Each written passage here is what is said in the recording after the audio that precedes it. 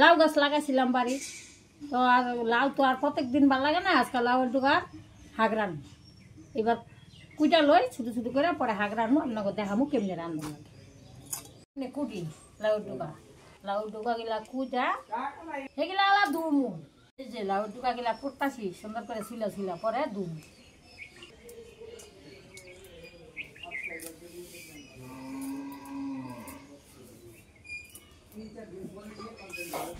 লাউ ডাঁটাগুলো ভালো করে কেটে ধুয়ে নেওয়া হয়েছে। এবার উনুনে রান্না শুরু করে দেওয়া হয়েছে।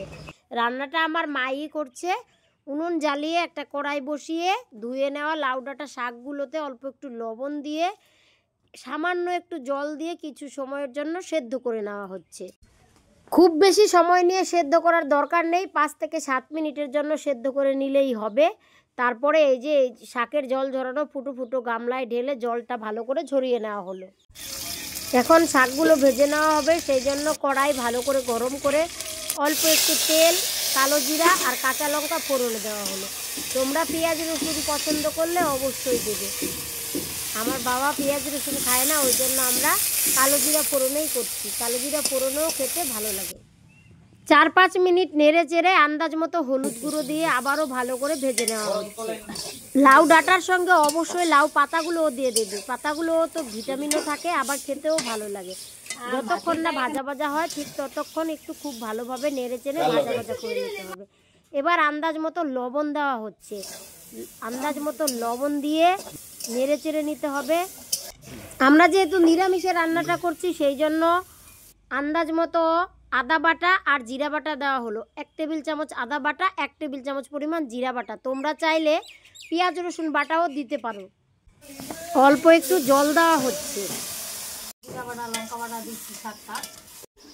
অল্প একটু জিরা বাটা, আদা বাটা, একটু কাঁচা লঙ্কা বাটা দিয়ে অল্প একটু জল দিয়ে নেড়ে চেড়ে শাকটাকে একটু ভালো করে ভেজে নিতে হবে। এইভাবে লাউ ডাঁটা শাক কিন্তু খেতে দারুণ লাগে।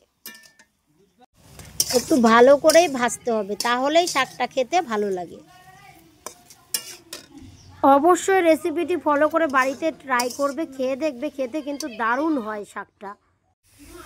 যে লাউ পাতা শাক হয়ে গেছে, একটু আদা জিরা বাইটা দিলাম, মাখা মাখা হইলে খুব বেশি স্বাদ হবে।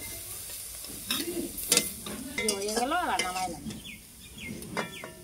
পরে তারপরে রেসিপি মশলা দেওয়ার পরে যে জলটা দিয়েছি, জলটা যতক্ষণ না ভালোভাবে শুকিয়ে শাকটা একটু মাখা মাখা হয় ততক্ষণ ভেজে নিতে হবে।